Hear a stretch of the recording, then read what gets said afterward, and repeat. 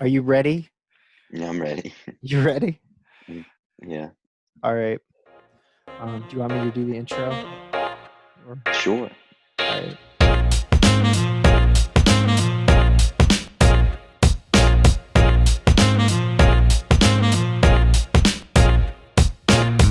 Hello, hello everyone.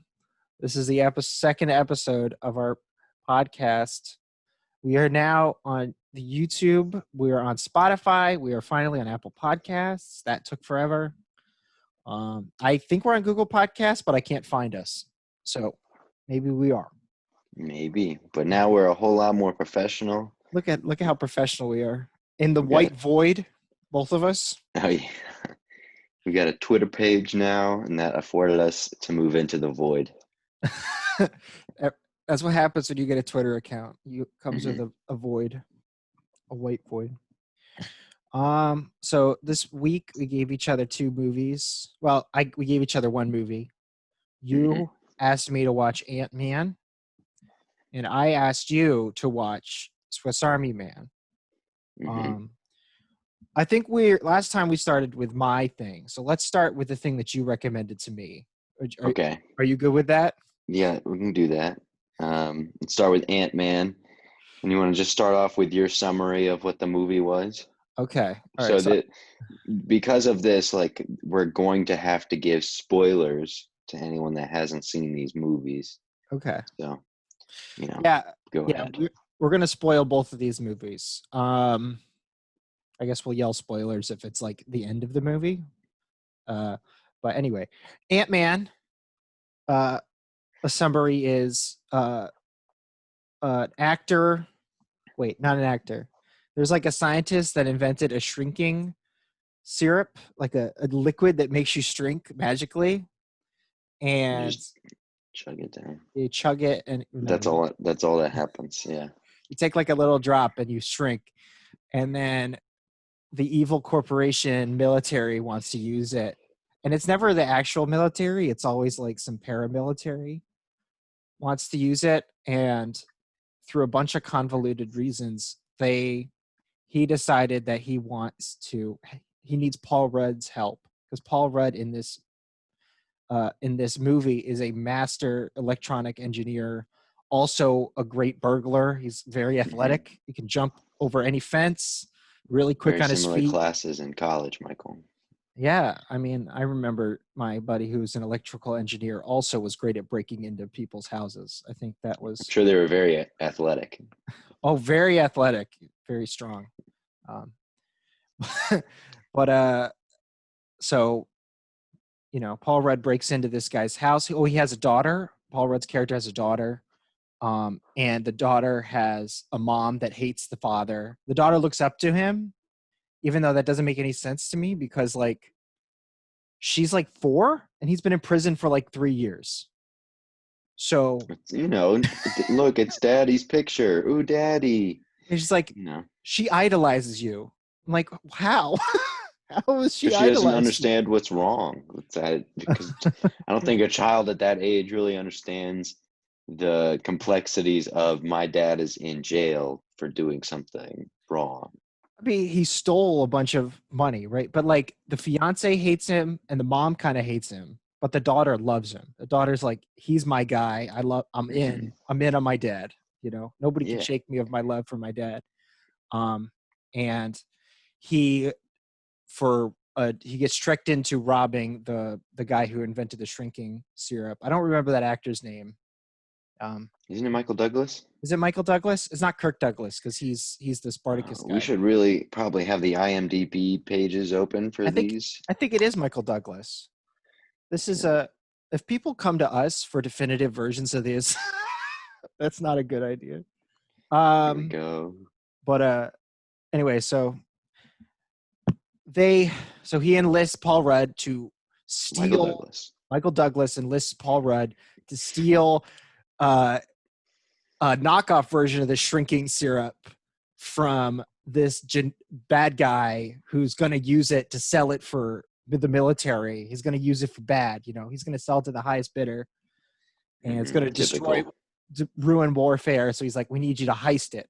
So Paul Rudd heists it, but then he gets double crossed. But then the bad guy becomes a supervillain and like also can So, shrink. Michael, you're saying this is a hero family heist movie? It sounds like it has it all. Wow. Sounds like it has it all, right?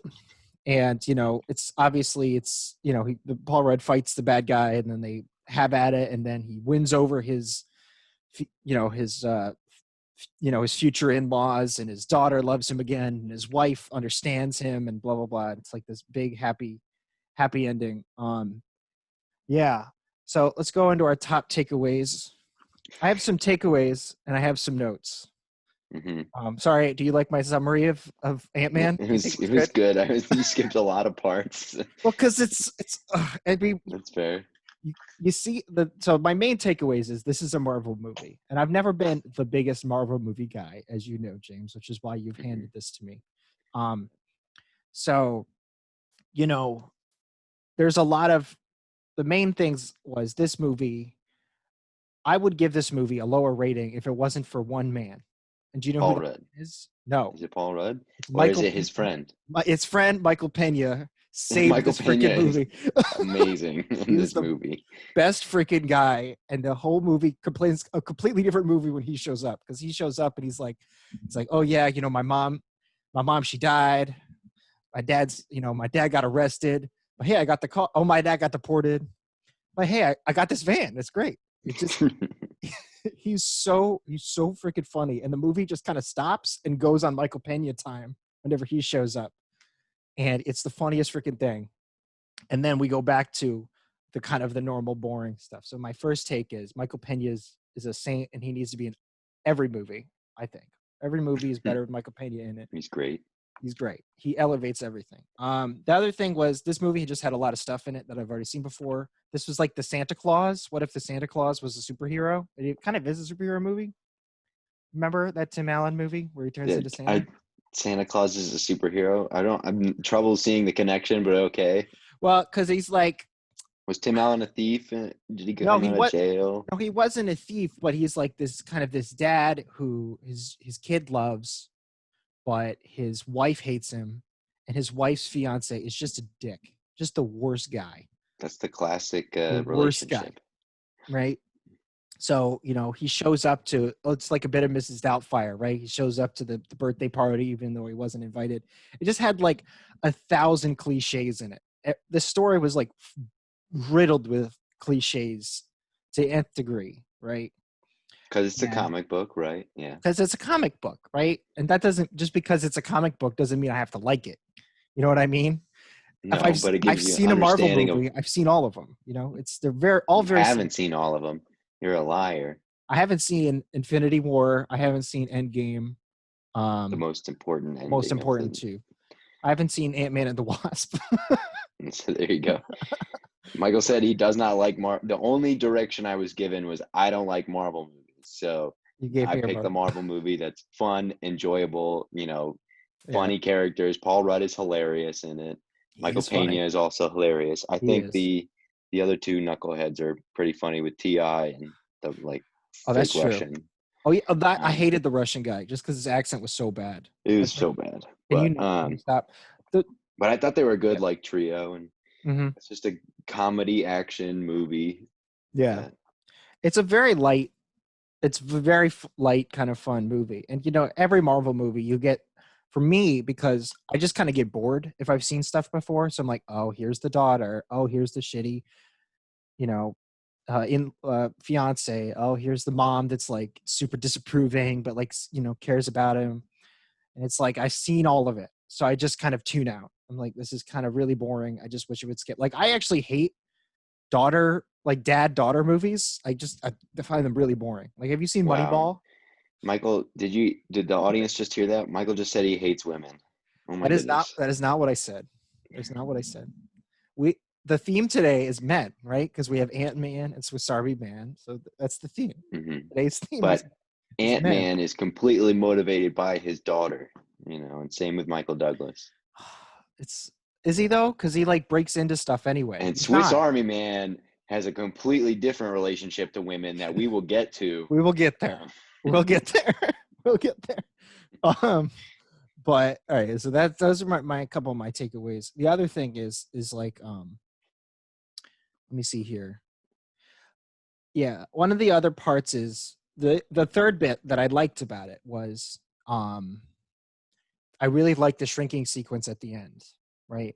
Like every Marvel movie usually has one sequence that I really like. Like in Civil War, there was the plane crash, kind of like the airport scene where they're all fighting, and that's a cool scene.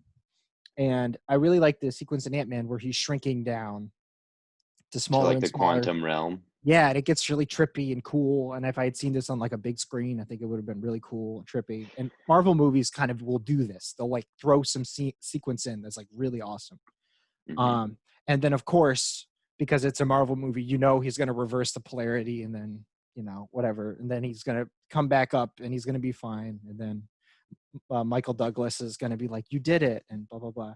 Also, so those are my three main takeaways. I have small little bits too that I want to throw in because before we move on to what you like about it, I mean, it's pretty clear what you like about it, but it's clear what people would like about it, but just not me. It's just a little too generic for me. All Marvel movies, if you haven't seen them, there's always confusion. You know, like at the beginning, I was like, who the hell are these three guys? You know, or there's like tie-ins. Like what the best one was when I saw Civil War, and there was just a red guy walking around, and then you know who's the red guy? Vision. Yeah, Vision. I didn't know who the hell that was because I hadn't seen the other one. So I was like, okay, there's a red guy. All right, whatever. I'm gonna deal I feel with like it. Ant-Man's the most solo movie. Well, it still had little elements of that. Like at the beginning, like there's three guys, and they're like, "Wait, is one of them a Stark?" I'm not sure because they mentioned like Stark or something, and I'm just like, "Wait, is that Iron Man's dad? No, it isn't. Is it? I don't know." Ant-Man's less guilty, but all Marvel movies kind of have that. If you haven't watched all of them, you kind of get lost. Yeah. And yeah, Okay. what were you gonna say? I was just gonna say that for Ant-Man, that scene is like 2 minutes, and then there's like nothing else in there that relates to anything else that you might like any other character you would have seen in any other movie. Because like I don't even think Samuel L. Jackson's brought up in the after credit scenes or like none of the Shield agents, none of that stuff is really Yeah, brought up. The only thing is Howard Stark, knowing the actor that plays Howard Stark, but most people have seen Iron Man, so they would know. yeah. Tony Stark is Iron Man.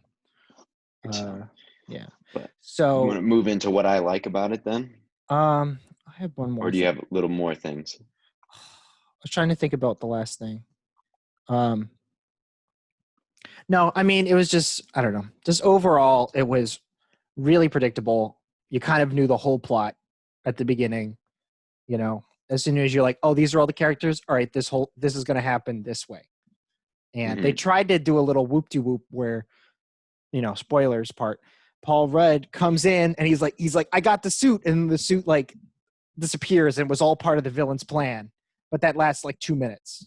And then it immediately is back to exactly where I thought it was going to go. So that's my opinion. I'll save my rating for after you explain to me why I'm wrong about this. Well, yeah. I think because it was a Marvel movie and it's so late in the production of Marvel movies, like it has to go through the generics of there's a hero, there's an obvious villain, the hero's going to beat the villain and he's going to live, and there's going to be a moment where it seems hopeless, but that's not going to happen. And that's like is that in the hero's journey, like a moment of hopelessness? Yeah, but it doesn't. Yeah, I mean, but a moment of hopelessness can happen. But I'm just saying, like, yeah. it is so late in the Marvel movies that it has to follow the same like generic path of what's introduced the new toy that we're going to be selling.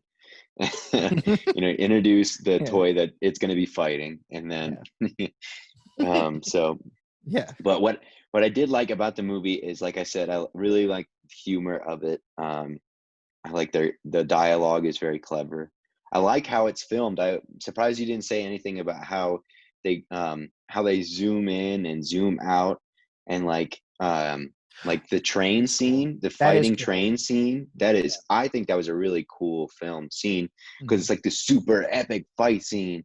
down in the miniature scale. But then when you zoom out, it just looks like these two little things, like beep, Yeah. beep, beep, beep, beep.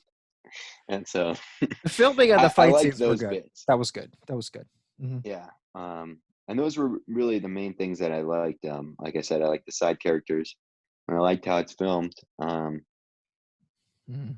And what would you watch it again? What's your watch it again rating? Or Well, maybe watch Ant-Man and Wasp since that's like the next movie. because that's the next movie. Well, all right. So this was my rating. Is without Michael Pena, this is a 3. But with Mhm. Michael Pena, that shit is a 6. If it's more Michael Pena in it, give me a. Is there more Well, Michael good thing Pena? Michael Pena's in there, so that makes it a 6. Thank you very much, my 6 out of dog, 10. for 6. You're Thank not you, going to Michael get that Pena. lucky with Swiss Army Man. I'm so sad about that. I love Swiss Army Man. I love it. I watched it this morning, and it's such a beautiful film, in my opinion. But Okay. what did you think? So, I guess we'll just start with the summary, right? Yeah. So, spoilers again if you haven't seen it, but this is a really weird movie. Swiss Army Man, dead man washes up on the shore. Daniel Radcliffe washes up on the shore. Well, this guy is trying to kill himself. We don't know why. Um, What do you he's mean we like, don't know why? we He's don't on know a why he's trying to kill himself. I guess it's because he's stranded, and you assume because he has a long beard, he's been dirty, he's stranded, so he's killing himself because he's run out of food. So you're right. okay. Um, he then like miraculously Daniel Radcliffe has a insane bout of diarrhea, and he this guy is able to ride his diarrhea from wherever he is to some new land. It's a fart. That's not diarrhea, but yeah, he farts. Okay, it's farting nonstop, Yeah. and like I'm pretty sure it made the water brown, and Did it? so I didn't see that. But I yeah, don't know, he rides but Daniel Radcliffe's fart like a jet ski. like he's David Hasselhoff in the SpongeBob SquarePants movie, except he's Exactly farting like instead of swimming. exactly Um, like that. Yeah. so, but like when this happens, he then falls off and he ends up like washing up onto the shore. And that's when you kind of get the first feeling like this could be completely like in his head. And like, Hmm. this is him kind of going crazy. He hasn't eaten. He's probably just imagining these things. Um, and so, but eventually he gets this guy to, he pulls the guy up on land once he wakes up and he Hmm. realizes he's somewhere new. Um, he pulls the guy up on land and like he starts building. It's hard to say. He like tries to look for Yeah. food. He tries to look for water, and then Mhm. Daniel Radcliffe's body provides him with water, provides him with things, and then they Mhm. start talking to each other. And that was really fucking weird. Daniel Radcliffe did not play the dead corpse thing in a comfortable way. I was from 15 minutes in to the Yeah. movie. I was constantly checking, like, okay, there's 45 minutes left. Okay, there's 30 minutes left. Okay, there's like, cause it's so fucking uncomfortable the entire time. Yeah. Um, You never kind of just like got used to how weird it was and how uncomfortable. yeah, no, No? Oh, that's too bad. he was just weird and like the creaking sounds. Anyways, they start talking and start connecting, and for some reason they turn the Bible into everybody poops. For that's just one little mark I wanted to add in there. Um, Harry Potter gets horny, and his dick points to society apparently. Yeah, it points Um, north. It becomes a compass. so His dick is a compass his dick is a compass, for right? the viewer. And Yes. Perfect. so they he comes to this. They come to this realization that Daniel Radcliffe needs to be horny for his dick to be a compass, and so he has to use the picture of um, the main character. His name is Henry. I think so. Yeah. Henry. He has to use Henry's phone, like his phone background picture of some girl who Mhm. the audience is led to believe is like his girlfriend, you know, Mhm. somebody that's important to him because he has, that's his background on his phone. Yeah. Um, And so then Daniel Radcliffe, like his dead body is like brain dead, and so he's kind of being taught everything by Henry. And they develop this weird story of like, I don't know.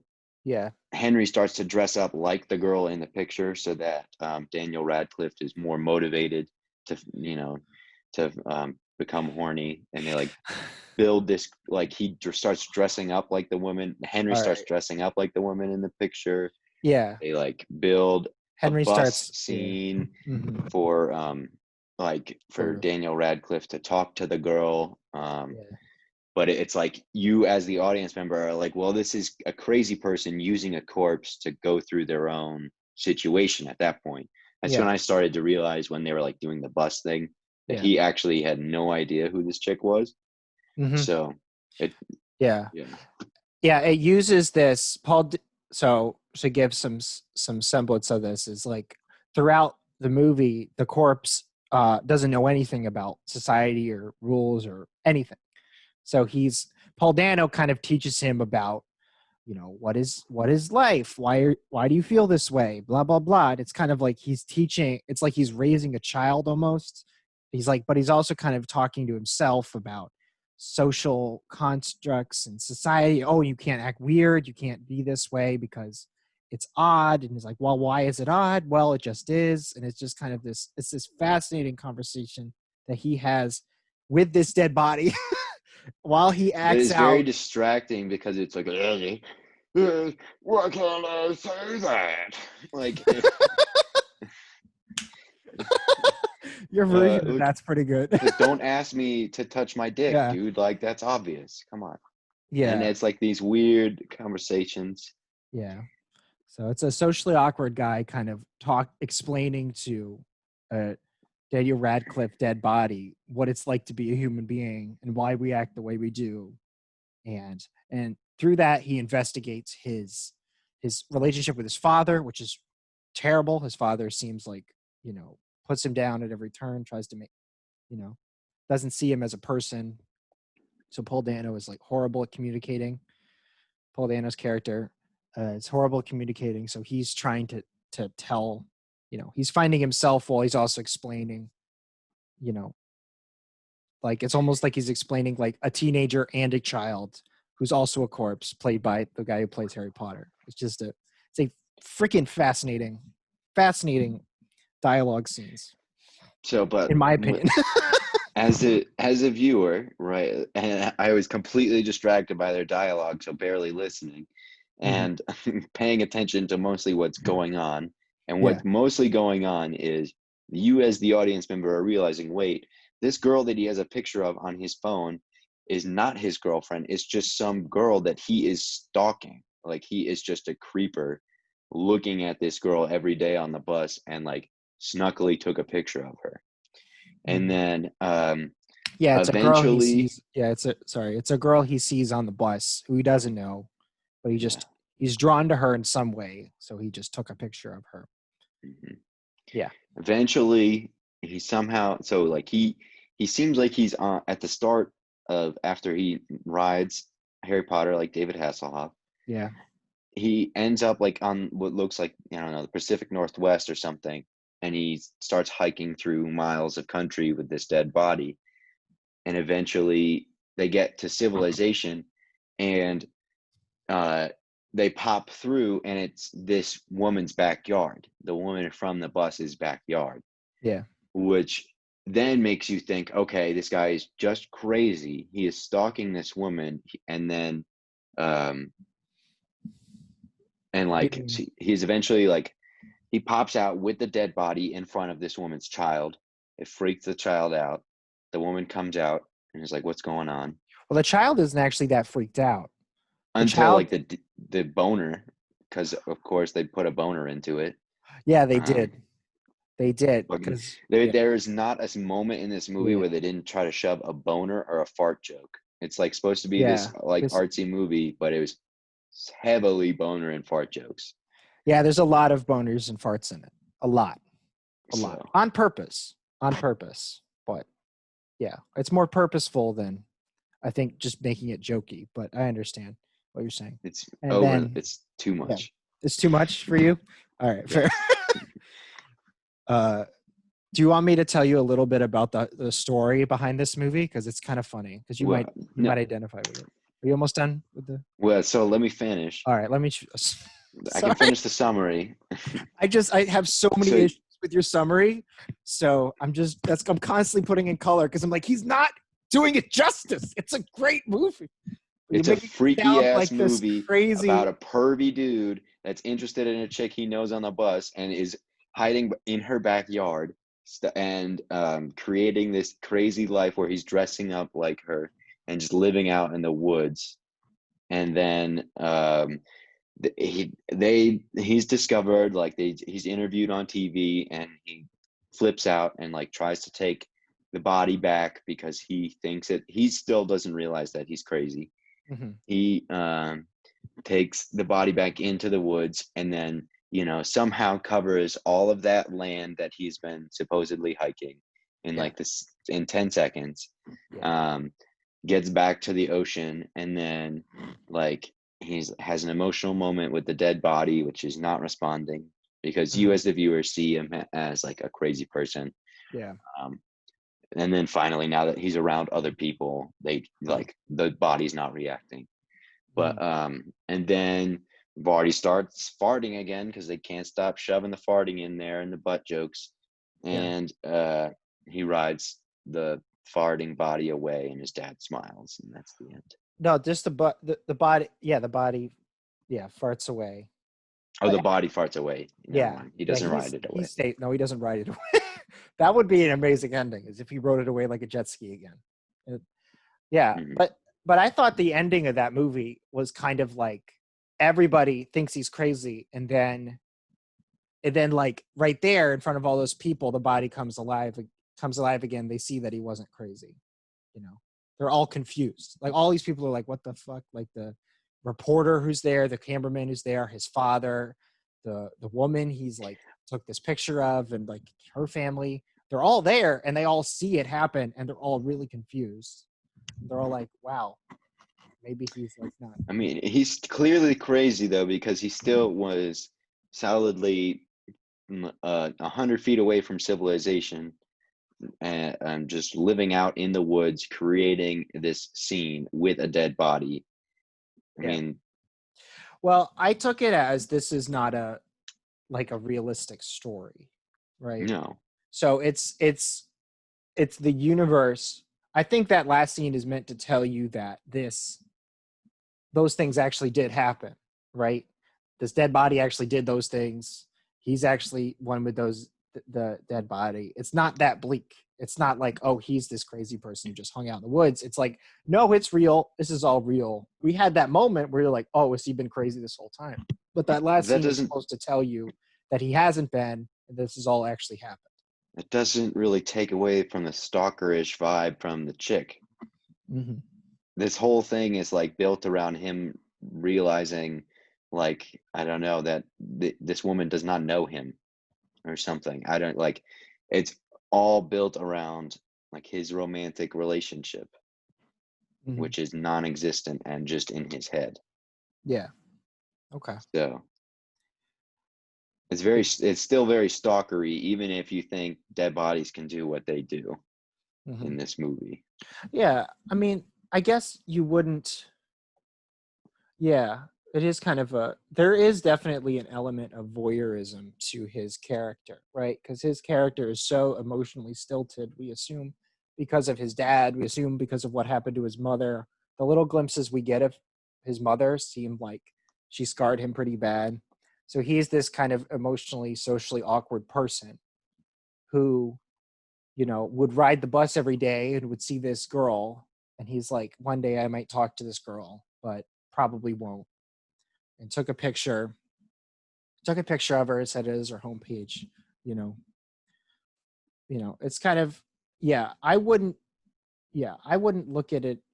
It's not like he's it's not like he knows her address. It's not like any of that. It seems like he does because he's directly behind her backyard. Mm-hmm. Well, I just took that as a coincidence. Like that's just like That's not story. a coincidence. What do you mean? It's not a coincidence. There's only 2 other people that exist in this world. That's like the craziest coincidence. I mean, it's a movie. It's a movie where it's a movie where this guy is obsessed with a girl and is living in her backyard. All right. Well, that's not my interpretation. That's not mine at all. I love it. I mean, well, why don't you do your points? Why don't you do your points? Do you have anything to say? Yeah. My top 3 takeaways are Harry Potter has bad diarrhea. Okay. This man has the greatest cell phone battery in the world. That's true. His cell phone battery it's on 9%, we assume, for weeks. For months, it seems like, because I don't know how you grow that long of a beard. If he supposedly did shave his face with Daniel Radcliffe's teeth, how does he grow that long of a beard and still have a cell phone battery? Yeah. Pretty crazy. That's pretty impressive. I'll give you that. Those are the 2 I wrote down, and then number 3 is fuck you, Mike, for making me watch this movie. Yeah, really, that was a tough one to get through. I'm so sorry, man. I'm sorry. No, you're not. I am. I was hoping that you'd like it, but you know. Mm-hmm. I mean, the point is for arguing. The point is to pick something that you wouldn't like. So I could have picked something weird that you could have maybe liked. That wasn't weird. Something else weird that you would have maybe liked. But I went for the most out there one I could. Mm-hmm. Just to be like, all right, this is it. I'm going to lay my cards on the table. I gave you Kill la Kill last week. I'm giving you Swiss Army Man this week. After this, no more weird. It's hard it's hard for me to match your weirdness because there's no crazy weird Marvel movie. Because it's generic, like you said. It's a generic kind of thing. Yeah, I mean, you can keep giving me generic things if you want, but you know, you don't have to. Well, you like weird, so I can't really get you anything weird. Well, what I mean, I don't know. Maybe you could give me something like. I mean, it's working. I mean, I didn't really like Jersey Shore or Ant-Man, so there you go. You are doing the job. It's supposed to. You just don't have to work as hard as I do to find crazy shit. Crazy shit. So, what's your rating? What is it? What would you give this movie? So since it's a movie by itself and there's no anything, there's no sequel, and there's nothing like to watch next. Would I watch again? 1 to 10. That's like a 2. It's a 2. Yeah. I thought that was a guaranteed 1. Yeah. I'm shocked. I don't know. Maybe I'd watch it in some situation in 10 years, but 10 years? not anytime soon where I remember it. Yeah. Would you listen to that soundtrack again? I really like it. Yeah, I like that. I did like the music. That's one thing I wanted to say. Music was really good. Mm-hmm. What I love about popcorn. That's how I edit all my generic like trailers. But I can't think of a music. I just put in the Swiss Army Man music. Perfect. It's pretty good. Yeah. What I like about the music too is it's a lot of the themes of this. I've been explaining why I like the movie the whole time, just because James is giving it a horrible take. It's the worst take I've ever heard. I mean, people can watch this movie and say if they agree with me or not, because I have a feeling. I'm sure more people will agree with you, but they'll just be, wrong. But it's okay. Mm-hmm. It's okay. Uneducated. Not everybody has to be educated like I am. You know, it's tough. It's tough. It's tough. It's tough to be blessed with knowledge. Cursed. Blessing and a curse, I can't like. Yeah, because you're forced to watch shitty movies and not enjoy Marvel ones. Yeah, like it's pulling teeth for me to watch a Marvel movie. Can you imagine? That sounds terrible. It's kind of awful. I don't like it. What a terrible life. I don't like being snobby. Like rainbows and sunshine? I do. They're great. Well, so I'm going to tell you. So when this movie came out, it premiered at Sundance like 5 years ago. And it had one of the biggest walkouts it had ever had, like Sundance had ever had. Because this premiered and people were like, oh, Daniel Radcliffe plays a corpse? That's weird. And then like half an hour in, when Daniel Radcliffe starts talking and like he starts vomiting clear water, they're just like, I'm out. And like almost the whole theater went up and left. So I can see that. immediately, That was about when I wanted to turn it off, and then I realized, no, I have to finish it. I forced you to finish it. And that kind of happened to me the first time I watched it. I was like, oh, this is a lot. It hits you. It is a lot. And I watched it, I think when I was clerking at Penn State, and I had nothing to do for 2 hours. Like, I'd have 2 checkouts every 8 hours or something. So my boss let me watch. I stopped playing Minecraft to watch this movie, Michael. Well, visually, it's great. I mean, look at the visuals are really pretty, and the music is really excellent. The visuals are of Daniel Radcliffe's hairy ass. I mean, the lighting, the lenses, and the way the light reflects and stuff, But anyway, so most people had that reaction to Swiss Army Man, and then immediately once that happened, people were like, "Oh, this is hilarious that all these people walked out. I'm gonna go see it." So it's a certain kind of person wants to watch this movie, right? So, like me, I was like, "Oh, I need to see this." It's like, this seems like my kind of. You heard people walked out of a movie and you said, I want to watch that movie. Well, the trailer came out and the trailer ends with him, jet skiing on a farting corpse. And I'm like, this is amazing. I want to see more. This is great. Anyway, I think but the one thing I wanted to say about the music as well is music is excellent. And what's cool about it is it's all Paul Dano and Danny Radcliffe's voices.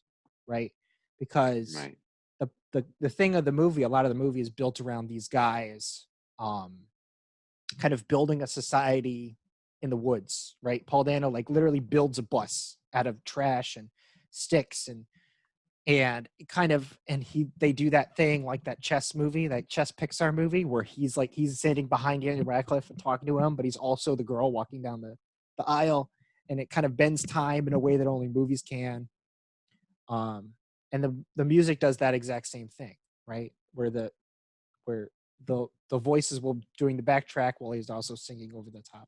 So it's this cool layered theming to the music. Plus, it just sounds nice.